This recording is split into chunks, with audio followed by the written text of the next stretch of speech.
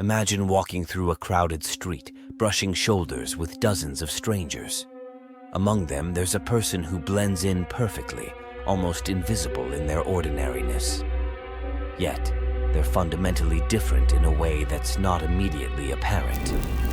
This person is a psychopath, not the Hollywood type, wielding knives in dark alleys, but a real-world psychopath living among us. Psychopathy is a complex psychological condition, often misunderstood and shrouded in mystery.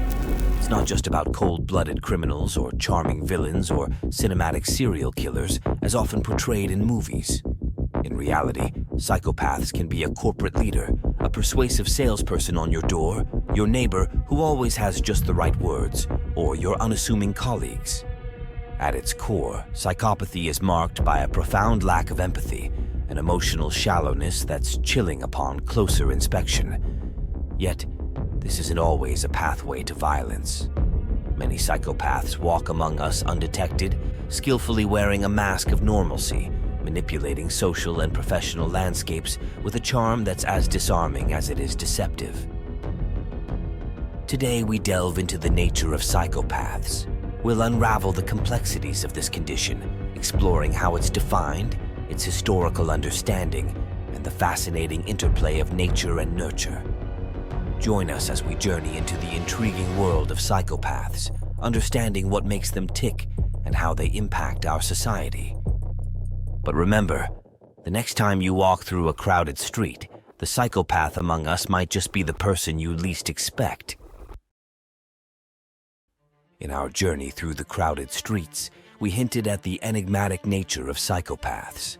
Now let's delve deeper into what truly defines psychopathy. It's a term that's often misused and misunderstood, shrouded in dramatic portrayals and myths. But in the light of psychology, it reveals layers of complexity that challenge our conventional understanding. To grasp the essence of psychopathy, we must first dismantle the stereotypes and look beyond the surface. It's not merely about the absence of empathy or the presence of cold, calculating behavior. Psychopathy encompasses a diverse range of traits, each contributing to the unique puzzle of the psychopathic mind. To understand psychopathy, let's turn to the most widely recognized tool in its assessment, the Hare Psychopathy Checklist. Developed in the 1970s by Canadian researcher Robert Hare, this checklist is a clinical tool used to diagnose psychopathy. This comprehensive list includes traits like glibness and superficial charm, a grandiose sense of self-worth, and a pronounced need for stimulation, often manifesting as proneness to boredom. Picture someone who can effortlessly captivate a room, yet their charm is just a facade masking a deeper, more calculating nature. Pathological lying and manipulative behavior are also key indicators. Imagine someone who lies with ease, twisting facts and realities to suit their agendas, all while maintaining a convincing guise of sincerity. It's not just about telling untruths. It's a strategic play, a game of deceit where the psychopath always seeks to come out on top. Another core characteristic is a lack of remorse or guilt. This isn't just about feeling sorry. It's about the inability to grasp the full emotional weight of their actions on others. This trait is often coupled with shallow affect, meaning their emotional responses are incredibly limited. What might be a distressing situation for most could barely register as a blip on a psychopath's emotional radar. And perhaps most chilling of all is their callous lack of empathy. This isn't just an absence of concern for others. It's a complete detachment from the emotional experiences of those around them. It's this combination of traits that forms the psychopathic personality, a blend of charm and cunning, emotional detachment, and a disturbing lack of empathy. Now, hold that thought of what a psychopath is. Pause for a second and think about which Hollywood character fits the description most. Write the first name that pops up in your mind in the comments below. Well, psychiatrists combed through 400 movies, searching for the most realistic portrayal of a psychopath. Their top pick? Anton Chigurh, the formidable character from No Country for Old Men, took the top spot. What makes him stand out? Well, he doesn't just do bad things. He does them without a flicker of emotion. This chilling precision in his actions, coupled with an eerie normalcy as he wields his weapon, sets him apart as the silver screen's most realistic psychopath.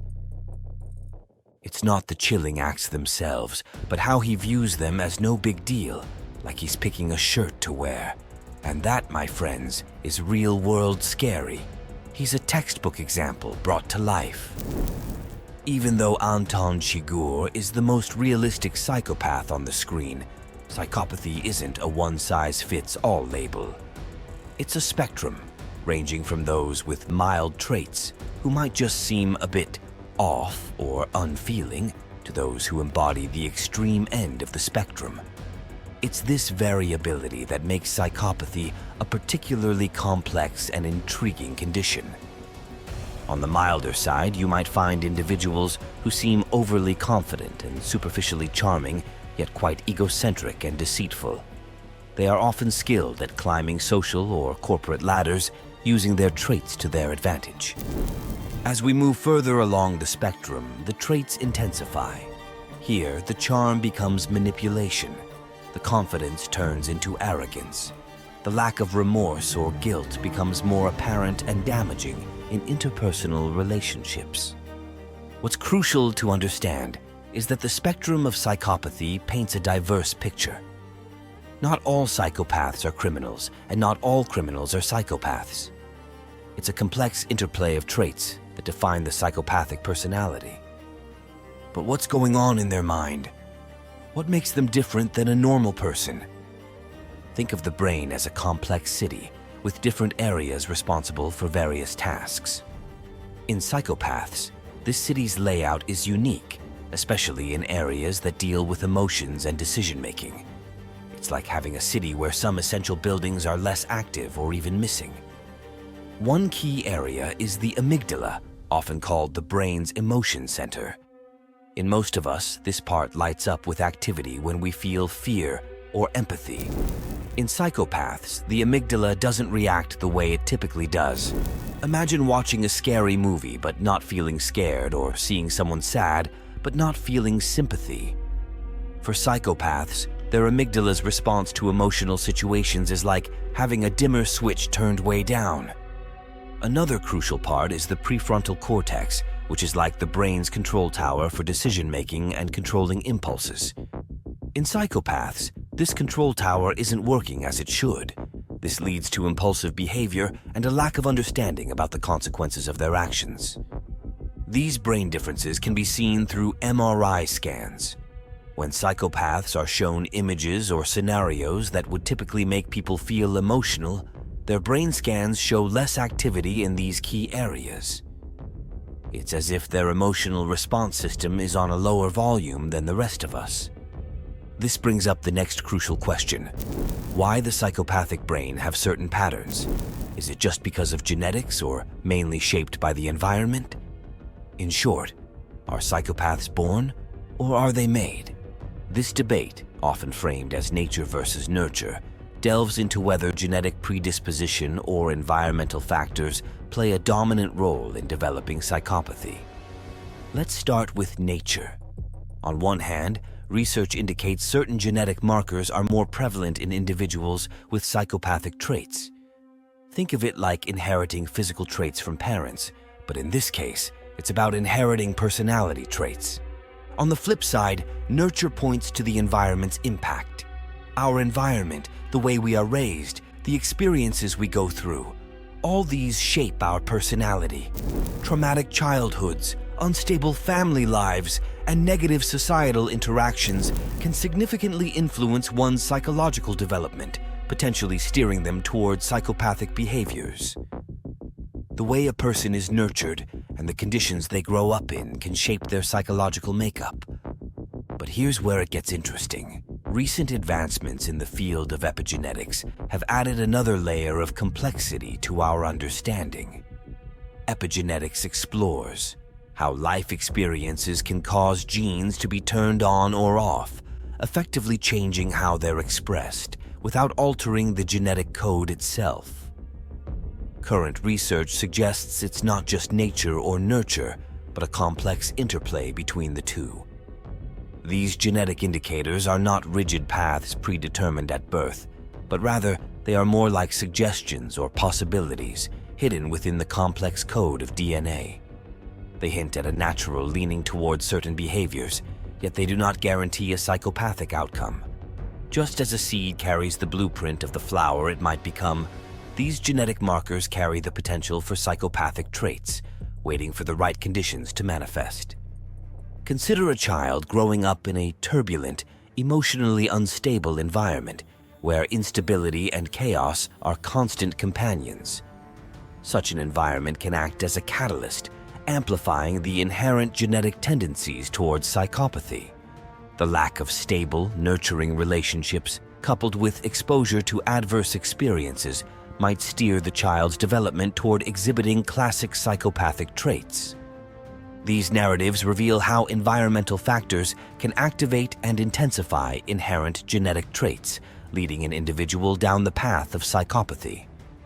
Conversely, imagine a child with similar genetic predispositions, but raised in a nurturing, supportive, and stable environment. This child's story might unfold quite differently. The nurturing environment, much like fertile soil and nurturing weather, may provide a counterbalance, suppressing the expression of psychopathic traits and fostering the development of empathy, emotional connection, and prosocial behavior. The stories of those who, despite their genetic makeup, have been shaped into empathetic and socially responsible individuals by their nurturing environments challenge the notion that genetics is an unchangeable destiny. These narratives highlight the transformative power of a positive, supportive environment in shaping personality and behavior. This interplay of genetics and environment is a dynamic narrative where neither factor operates in isolation. It's a delicate balance where nurture can either amplify or mitigate the genetic predispositions towards psychopathy. This narrative is evident in the diverse outcomes seen in individuals with similar genetic markers. While some may exhibit pronounced psychopathic traits, others may lead lives that are socially constructive and empathetic, defying the genetic script. This narrative of nature and nurture, the development of psychopathy, is not a story with a predetermined end. It's a journey influenced by the genetic scripts we're born with and the environmental stories we live through. The convergence of these two worlds not only shapes personality and behavior, but also carves out the neurological pathways in the brain of a psychopath. It's a multifaceted condition influenced by a complex web of factors. Each psychopath's story is different, each brain's wiring unique, and each life journey distinct. Psychopathy challenges our understanding of human nature, pushing us to think beyond black and white definitions. As we conclude, let's ponder a thought-provoking question. How does our understanding of psychopathy challenge the way we view responsibility, empathy, and change in human behavior? In grasping the complexities of psychopathy, we not only gain insight into this condition, but also deepen our understanding of the human psyche in all its diversity. Psychopathy remains a field rich with questions and possibilities, a mirror reflecting the intricate tapestry of the human mind. As we continue to study and understand this condition, we open doors to new ways of thinking, not just about psychopathy, but about the very essence of human behavior and the potential for change within us all. Thank you for joining us on this insightful journey through the complex world of psychopathy. If you found this content enlightening, don't forget to like, share, and subscribe to our channel. Your engagement helps us bring more such content to light and aids in spreading awareness and understanding about such intricate topics.